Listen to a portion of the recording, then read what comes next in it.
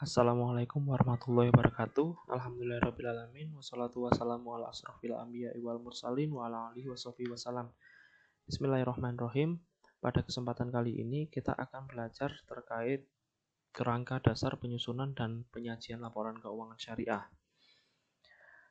Kerangka konseptual itu diperlukan agar dihasilkan standar dan aturan yang koheren, yang disusun atas dasar yang sama sehingga menambah pengertian dan kepercayaan para pengguna laporan keuangan serta dapat dibandingkan di antara perusahaan yang berbeda atau periode yang berbeda. Selain itu, kerangka konseptual juga dapat digunakan untuk mencari solusi atas berbagai masalah praktis yang muncul sesuai dengan perkembangnya kompleksitas bisnis dan lingkungan. Nah, di sini ada kerangka dasar penyusunan dan penyajian laporan keuangan syariah. Tujuan dari kerangka dasar di sini adalah yang pertama adalah sebagai penyusun standar akuntansi keuangan syariah dalam pelaksanaan tugasnya. Yang kedua, penyusunan laporan keuangan. Penyusunan laporan keuangan ini untuk menanggulangi masalah akuntansi syariah yang belum diatur dalam standar akuntansi keuangan syariah. Yang ketiga adalah auditor. Auditor ini dalam memberikan pendapat mengenai apakah laporan keuangan disusun sesuai dengan prinsip akuntansi syariah yang berlaku umum. Nah, yang selanjutnya adalah pemakai laporan keuangan. Para pemakai laporan keuangan ini dalam menafsirkan informasi yang disajikan dalam laporan keuangan yang disusun sesuai dengan standar akuntansi keuangan syariah. Pemakai dan kebutuhan informasi ini meliputi yang pertama ada investor, baik itu investor yang saat ini maupun investor yang potensial. Karena nanti mereka harus memutuskan apakah akan membeli, menahan, atau menjual investasi atau penerimaan dividen. Yang kedua adalah pemilik dana kord untuk mengetahui apakah dana kord dapat dibayar pada saat jatuh tempo. Yang ketiga ada pemilik dana sirka temporer. Yang keempat ada pemilik dana titipan, ada pembayar dan penerima zakat, infak, sedekah, dan wakaf. Ada pengawal syariah, karyawan, pelanggan, pemerintah maupun masyarakat yang ingin mengetahui bagaimana laporan keuangan itu. Nah, yang selanjutnya adalah ada asas transaksi syariah. Transaksi syariah ini berdasarkan pada prinsip berikut. Yang pertama adalah persaudaraan atau ukhuwah, yang berarti bahwa transaksi syariah menjunjung tinggi nilai kebersamaan dalam memperoleh manfaat. Sehingga seseorang tidak boleh mendapatkan keuntungan di atas kerugian lain. Prinsip ini didasarkan pada prinsip saling mengenal, ta'aruf, saling memahami, tafahum, saling tolong-menolong, ta'awun, saling menjamin, takaful, dan saling bersinergi, tahalluf. Nah, yang kedua adalah keadilan atau adalah, yang berarti selalu menempatkan sesuatu hanya pada yang berhak dan sesuai dengan posisinya. Yang ketiga adalah kemuslahatan, maslahah. Maslahah di sini yaitu segala bentuk kebaikan dan manfaat yang berdimensi duniawi maupun ukhrawi, material dan spiritual, serta individual dan kolektif. Kemaslahatan harus memenuhi dua unsur yaitu halal dan thayyib. Halal itu adalah patuh terhadap ketentuan syariah, dan thayyib ini membawa kebaikan dan manfaat. Yang selanjutnya adalah keseimbangan, tawazun. Tawazun di sini adalah bermakna keseimbangan antara aspek material dan spiritual, antara aspek private dan publik, antara sektor keuangan dan sektor real, antara bisnis dan sosial, serta antara aspek pemanfaatan serta pelestarian. Nah, yang kelima adalah universalisme, syumuliyah, di mana esensinya dapat dilakukan oleh dengan dan untuk semua pihak yang berkepentingan, tanpa membedakan suku, agama, ras, golongan, dan lain-lain. Nah, yang selanjutnya adalah bagaimana dengan karakteristik transaksi syariah. Karakteristik transaksi syariah ini akan berbeda dengan karakteristik konvensional. Nah, yang membedakan apa saja? Nah, yang membedakan adalah yang pertama adalah transaksi harus dilakukan berdasarkan saling paham dan saling ridho. Yang kedua adalah prinsip kebebasan bertransaksi diakui sepanjang objeknya halal dan baik thayyib. Yang ketiga, uang sebagai alat tukar dan satuan pengukur nilai, bukan sebagai komoditas. Yang keempat, tidak mengandung riba, kezaliman, maisir. Maisir ini adalah judi, gharar adalah ketidakpastian, haram, kolusi dengan suap menyuap atau riswah. Yang selanjutnya adalah tidak menganut prinsip nilai waktu uang, time value of money, karena keuntungan yang didapat dalam kegiatan usaha terkait dengan resiko yang melekat pada kegiatan usaha tersebut sesuai dengan prinsip al-ghunmu bil ghummi, no gain without compounding risk.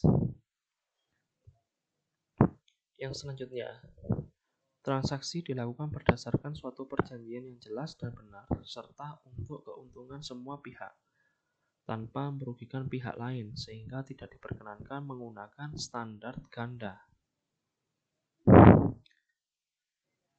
untuk satu akad serta tidak menggunakan dua transaksi bersamaan yang berkaitan atau ta'aluk dalam satu akad.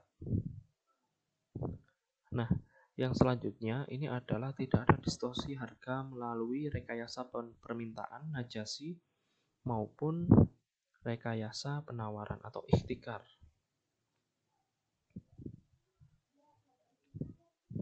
Nah, dari sisi bentuk laporan keuangan entitas syariah terdiri atas berikut.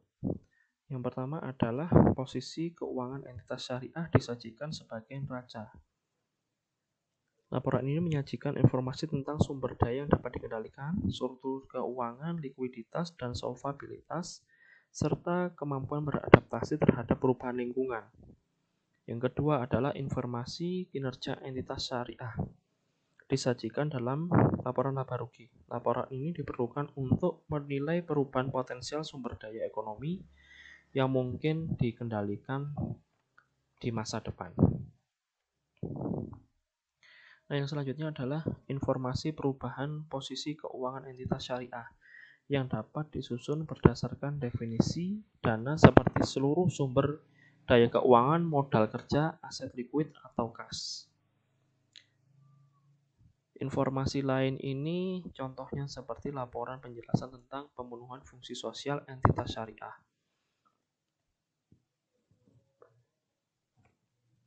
Yang selanjutnya adalah catatan dan schedule tambahan. Merupakan penampung dari informasi tambahan yang relevan termasuk pengungkapan tentang risiko dan ketidakpastian yang mempengaruhi entitas. Nah, dalam asumsi dasar yang digunakan dalam laporan maupun transaksi penyajian laporan keuangan syariah itu ada dua, yaitu asumsi dasar pertama adalah dasar accrual dan yang kedua adalah kelangsungan usaha.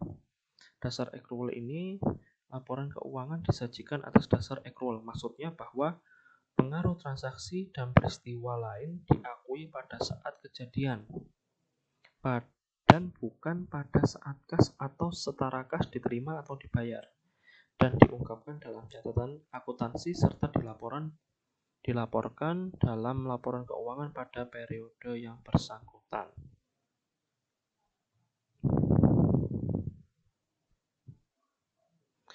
Namun dalam perhitungan pendapatan untuk tujuan pembagian hasil usaha menggunakan dasar kas. Hal ini didasarkan bahwa prinsip pembagian hasil usaha berdasarkan bagi hasil pendapatan atau hasil yang dimaksud adalah keuntungan bruto gross profit. Yang kedua adalah kelangsungan usaha. kelangsungan usaha, laporan keuangan biasanya disusun atas dasar asumsi kelangsungan usaha entitas syariah yang akan melanjutkan usahanya di masa depan. Oleh karena itu, entitas syariah diasumsikan tidak bermaksud atau berkeinginan melikuidasi atau mengurangi secara material skala usahanya.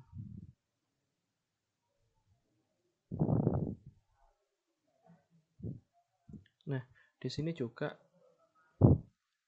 terdapat terkait masalah karakteristik kualitatif terkait laporan keuangan. Karakteristik kualitatif ini merupakan ciri khas yang membuat informasi dalam laporan keuangan berguna bagi pemakai. Terdapat 4 karakteristik. Yang pertama adalah dapat dipahami, relevan, keandalan, dan dapat dibandingkan. Dapat dipahami ini dimaksud adalah kualitas penting informasi yang ditampung dalam laporan keuangan adalah kemudahannya untuk segera dapat dipahami oleh pemakai. Pemakai diasumsikan memiliki pengetahuan yang memadai tentang aktivitas ekonomi, bisnis, akuntansi, serta kemauan untuk mempelajari informasi dengan ketekunan yang wajar.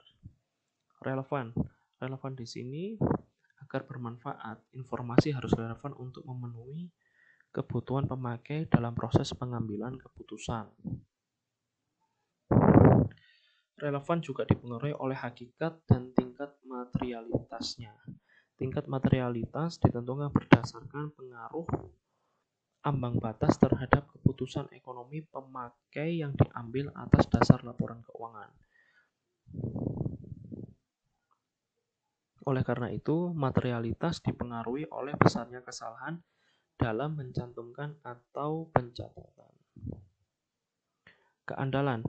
Keandalan ini diartikan sebagai bebas dari pengertian yang menyesatkan, kesalahan material, dan dapat diandalkan pemakainya sebagai penyajian yang tulus atau jujur. Atau dalam bahasa lainnya adalah faithful representation dari yang seharusnya disajikan atau yang secara wajar diharapkan dapat disajikan.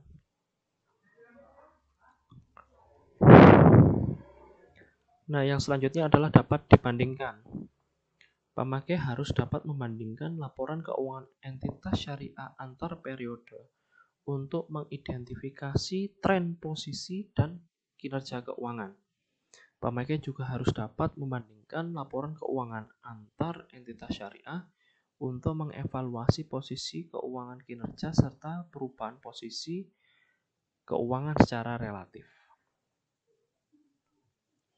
Nah, di sini ada unsur laporan keuangan secara karakteristik. Laporan keuangan entitas syariah antara lain, di sini saya bedakan menjadi 3. Yang pertama adalah laporan keuangan mencerminkan kegiatan komersil. Kegiatan komersil ini seperti laporan posisi keuangan, laporan laba rugi komprehensif, laporan arus kas, maupun laporan perubahan ekuitas. Nah, di sini khususnya untuk laporan keuangan syariah, terutama jika nanti kita akan melihat di PSAK 101, di sini ada perbedaan dari sisi bentuk. Juga jika kita biasanya melihat ada aset, liabilitas, dan ekuitas, namun di laporan keuangan syariah ini nanti ada yang membedakan, yaitu dana syirkah temporer. Dana syirkah temporer ini adalah dana yang diterima sebagai investasi dengan jangka waktu tertentu dari individu dan pihak lainnya, di mana entitas syariah mempunyai hak untuk mengelola, menginvestasikan dana tersebut dengan pembagian hasil investasi berdasarkan kesepakatan. Dana syirkah temporer ini biasanya dalam bentuk akad-akad mudharabah maupun akad musyarakah. Akad-akad syirkah, akad-akad kerjasama, nanti akan kita berikan contohnya. Nah, yang kedua adalah komponen laporan keuangan yang mencerminkan kegiatan sosial. Nah, di sini juga menjadi perbedaan dengan laporan keuangan konvensional adalah adanya laporan sumber penggunaan dana zakat dan laporan sumber dan penggunaan dana kebajikan. Ini adalah bentuk corporate social responsibility yang dilakukan oleh lembaga keuangan syariah. Di sini akan tercermin bagaimana laporan dana zakat ini, penerimaan zakat maupun penggunaannya. Termasuk juga dana kebajikan ini yang bersumber dari pendapatan non halal, denda dan lain-lain sebagainya. Dan bagaimana juga menjadi penggunaannya juga, biasanya dalam bentuk sumbangan. Nah, yang selanjutnya adalah komponen laporan keuangan lainnya yang mencerminkan kegiatan dan tanggung jawab khusus entitas syariah. Nah, untuk pengukuran unsur laporan keuangan, sejumlah dasar pengukuran yang berbeda digunakan dalam derajat dan kombinasi yang berbeda dalam laporan keuangan. Berbagai dasar pengukuran tersebut adalah sebagai berikut. Ada historical cost, biaya historis. Yang kedua, biaya kini, current cost. Dan yang ketiga adalah nilai realisasi atau penyelesaian. Yang pertama adalah historical cost, biaya historis. Aset dicatat sebesar pengeluaran kas atau setara kas yang dibayar atau sebesar nilai wajar dari imbalan yang diberikan untuk memperoleh aset tersebut pada saat perolehan. Yang kedua adalah current cost, biaya kini. Aset dinilai dalam jumlah kas atau setara kas yang seharusnya dibayar bila aset yang sama atau setara aset diperoleh sekarang. Yang ketiga adalah nilai realisasi atau penyelesaian, realizable atau settlement value. Aset dinyatakan dalam jumlah kas atau setara kas yang dapat diperoleh sekarang dengan menjual aset dalam pelepasan normal. Kewajiban dinyatakan sebesar nilai penyelesaian, yaitu jumlah kas yang tidak didiskontokan yang diharapkan akan dibayarkan untuk memenuhi kewajiban dalam pelaksanaan usaha normal. Dasar pengukuran ini walaupun dapat digunakan tetapi tidak mudah untuk diterapkan dalam kondisi saat ini, mengingat manajemen harus menjamin informasi yang disajikan adalah andal serta dapat dibandingkan. Nah, di sini dalam PSAK Exposure Draft PSAK 101 revisi 2014 ada juga revisi 2016 juga, namun revisi 2016 mencantumkan terkait masalah asuransi syariah. Nah, untuk yang revisi 2014 ini di sini ada beberapa laporan keuangan, komponen laporan keuangan entitas syariah. Ada laporan posisi keuangan, laporan laba rugi dan komprehensif lainnya, laporan perubahan ekuitas, laporan arus kas, laporan rekonsiliasi pendapatan dan bagi hasil, laporan sumber dan penggunaan dana zakat, laporan sumber dan penggunaan dana kebajikan. Yang terakhir adalah catatan atas laporan keuangan. Saya akan mencoba memberikan contoh terkait exposure draft PSAK 101. Nanti di kolom link deskripsi saya tampilkan juga untuk link downloadnya. Nah, di sini kita bisa lihat ketika laporan keuangan konvensional ini hanya bertumpu pada aset, liabilitas, dan juga ekuitas. Nah, namun di sini yang membedakan adalah adanya dana sirka temporer. Nah, nanti teman-teman akan belajar di pertemuan selanjutnya terkait masalah akad-akad yang ada di perbankan syariah maupun di akad-akad transaksi syariah yang lainnya seperti murabahah, istisna, ijarah, mudharabah, musyarakah. Nah, di sini kita bisa lihat bahwa dalam dana sirka temporer ada tabungan, mudharabah, deposito, dan juga ada baik dari bank maupun bukan bank. Nah, di sini ada dua, yaitu mudharabah dan musyarakah dalam dana sirka temporer. Nah, di sini mengapa tidak masuk di liabilitas dan ekuitas? Karena memang di sini dana sirka temporer berdiri sendiri untuk membedakan juga dengan laporan keuangan konvensional. Nah, apa perbedaan di sini? Ada pembiayaan mudharabah dan juga dengan di sini juga ada tabungan mudharabah. Nah, kalau dana sirka temporer ini seperti yang di penjelasan sebelumnya bahwa dari nasabah memberikan dananya untuk dikelola oleh perbankan. Akadnya dalam syariah ini adalah mudharabah maupun bisa juga musyarakah. Nah, perbedaannya untuk yang pembiayaan mudharabah dalam kolom aset ini adalah bagaimana perbankan melakukan kerjasama dengan pihak ketiga atau untuk melakukan kegiatan mudharabah atau musyarakah ini, kegiatan syirkah. Dan yang ini artinya bersumber dari bank lain atau nasabah, dan ini adalah bentuk penyalurannya untuk kegiatan. Nah, di sini juga ada laporan laba rugi dan penghasilan komprehensif lainnya. Di sini kita melihat bahwa pendapatan dari margin murabahah, neto salam paralel, neto istisna, neto ijaroh, dan lain-lain, pendapatan usaha lainnya. Dan di sini ada beban dan juga sampai laba sebelum pajak, dan ada juga penghasilan komprehensif lainnya.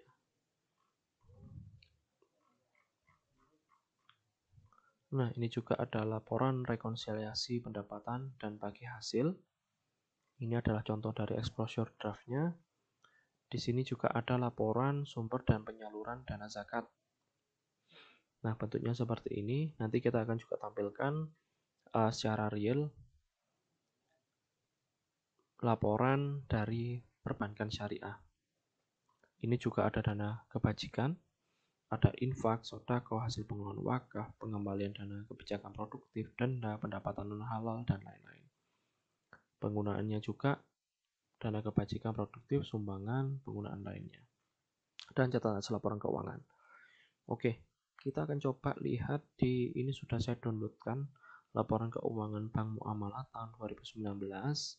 Nah, untuk melihat laporan keuangan dari perbankan ini, kita lihat langsung saja di terakhir, karena di awal-awal ini biasanya menjelaskan terkait masalah apa yang sudah dicapai dalam waktu 1 tahun.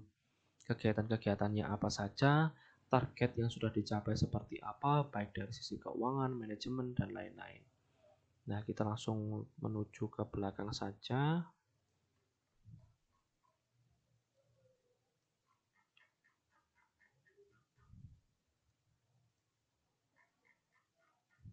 Nah, di sini ada laporan auditor. Nah, hasilnya ini adalah ini. Menurut opini kami, laporan keuangan terlampir menyajikan secara wajar. Nah, itu opini audit. Oke, di sini kita bisa lihat laporan posisi keuangan. Ini adalah aset. Nah, ini ada item-item dari aset. Nah, kita lihat dari liabilitas. Nah, ini liabilitas. Nah, di sini adalah bentuk contoh adalah dana serka temporer. Giro, tabungan, deposito.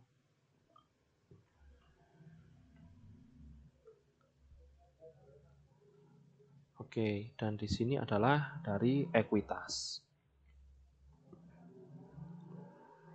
Nah, di sini juga ada bentuk terkait laporan laba rugi dan penghasilan komprehensif lainnya.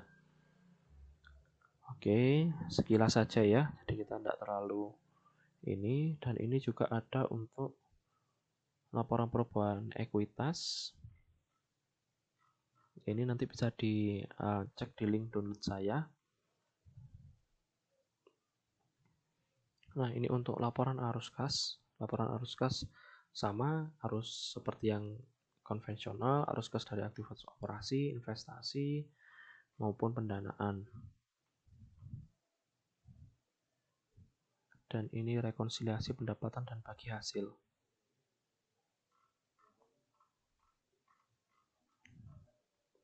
Nah, yang menjadi berbeda dengan laporan keuangan konvensional adalah salah satunya adalah ini, laporan sumber dan penyaluran dana zakat. Ada sumber dana zakat internal eksternal, penyaluran dana zakatnya kepada lembaga-lembaga zakat, baik dompet duafa, Basnas maupun yang lainnya. Nah, ini untuk laporan sumber dana kebajikan, ada denda dan pendapatan non halal. Nah, itu yang untuk laporan keuangan bank syariah. Nah, yang selanjutnya adalah laporan keuangan badan amil zakat. Di sini ada di PSAK 109. Terdiri dari laporan posisi keuangan, perubahan dana, perubahan aset kelolaan, laporan arus kas, dan catatan atas laporan keuangan. Nah, sudah saya downloadkan juga untuk PSAK 109. Di sini adalah untuk bahas ini adalah badan amil zakat. Nah, ini adalah untuk neracanya.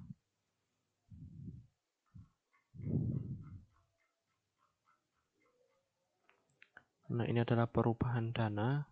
Ini mencerminkan terkait bagaimana badan amil zakat ini melakukan penerimaan dana zakat dan juga melakukan penyaluran kepada 8 asnaf. Nah, ini yang berbeda dengan yang lain, infak dan sodakoh.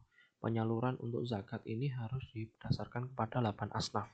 Tidak untuk yang lain, ada fakir, miskin, rikob, ghorim, mu'alaf, sabila, musabil, ada amil juga. Nah, ada juga dana infak sodakoh. Nah, ini adalah perubahan aset kelolaan, pelaporan arus kas, dan catatan laporan keuangan. Baik, yang selanjutnya ada di laporan keuangan nazir wakaf. Di sini dimasuk dalam PSAK 112. Laporan PSAK 12 ini belum ada contohnya untuk secara real karena memang akan efektif berlaku pada 1 Januari 2021. Namun di sini juga di PSAK 112 sudah memberikan gambaran bagaimana laporan keuangan itu dan juga bagaimana bentuk terkait penyusunan laporan keuangan. Ada laporan posisi keuangan, laporan rincian aset wakaf, aktivitas, arus kas, dan catatan atas laporan keuangan. PSAK 112. Nah, seperti ini. Laporan posisi keuangan, aset lancar, aset tidak lancar. Nah, sama ya. Nah, ini di sini nazir ini adalah pengelola aset wakaf. Di sini ada perbandingan dari tahun ini dan tahun sebelumnya. Nah, di sini juga ada laporan aktivitas.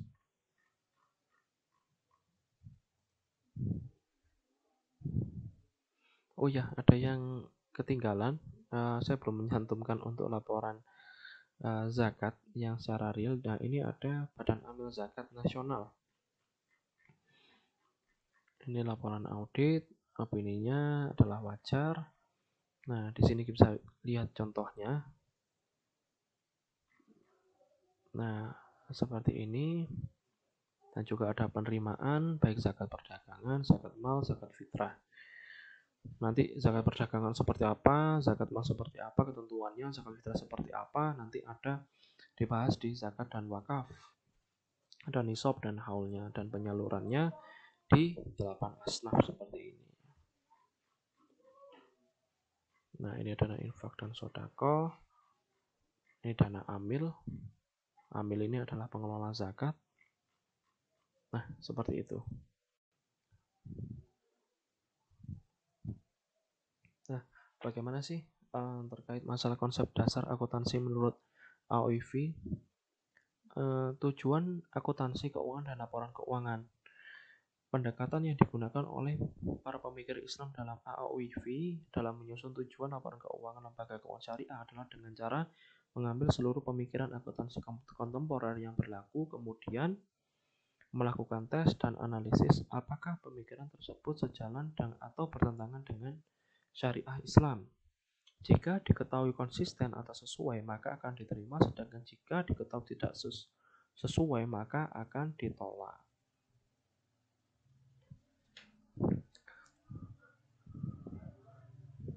Akuntansi syariah memberikan penekanan pada dua hal, yaitu akuntabilitas dan pelaporan. Akuntabilitas tercermin melalui tauhid bahwa segala sesuatu dalam dunia ini harus berjalan sesuai dengan aturan Allah Subhanahu wa taala melalui fungsi manusia sebagai khalifah Allah di bumi.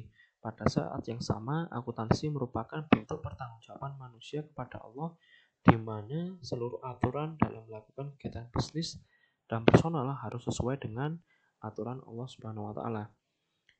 Pemakai dan kebutuhan informasi, pemakai laporan keuangan menurut AOIV antara lain sebagai berikut: pemegang saham, pemegang investasi, pemilik dana tabungan, pihak yang melakukan transaksi bisnis, pengelola zakat, dan pihak yang mengatur. Paradigma, asas, dan karakteristik transaksi syariah. Paradigma, asas, dan karakteristik transaksi syariah tidak dapat dipisahkan dalam ekonomi Islam, karena ekonomi Islam merupakan pelaksanaan syariah Islam dalam konteks muamalah. Hal ini menunjukkan bahwa transaksi syariah seharusnya didasarkan atas dasar prinsip dasar ekonomi Islam dan dilaksanakan dalam rangka mencapai tujuan syariah, maqasidus syariah. Prinsip dalam ekonomi Islam adalah sebagai berikut: tidak boleh adanya bunga dan perdagangan tersebut adalah halal. Tidak boleh dilakukan secara tidak adil, tidak boleh memasukkan hal yang belum pasti atau keadaan yang tidak jelas. Harus mempertimbangkan al-maqasid dan al-masalih, di mana al-maqasid adalah tujuan yang harus sesuai dengan tuntunan Islam, sedangkan al-masalih kesejahteraan atau perbaikan di muka bumi. Nah, bentuk laporan keuangan yang diminta AOIV pada prinsipnya sama dengan yang terdapat dalam PSAK, tetapi AOIV secara tegas menyatakan bahwa laporan keuangan yang dimaksud adalah laporan keuangan untuk perbankan syariah. Apa saja? Yaitu laporan perubahan posisi keuangan, laporan laba rugi, laporan perubahan ekuitas atau laporan perubahan saldo laba, laporan arus kas, laporan perubahan investasi yang dibatasi dan ekuivalennya, laporan sumber dan penggunaan dana zakat serta dana sumbangan, dan laporan sumber dan penggunaan dana Qard Hasan. Qard Hasan ini adalah dana kebajikan. Seperti tadi. Saya rasa ini adalah materi terakhir dari kerangka dasar penyusunan dan penyajian laporan keuangan syariah. Terima kasih, semoga bermanfaat. Wassalamualaikum warahmatullahi wabarakatuh.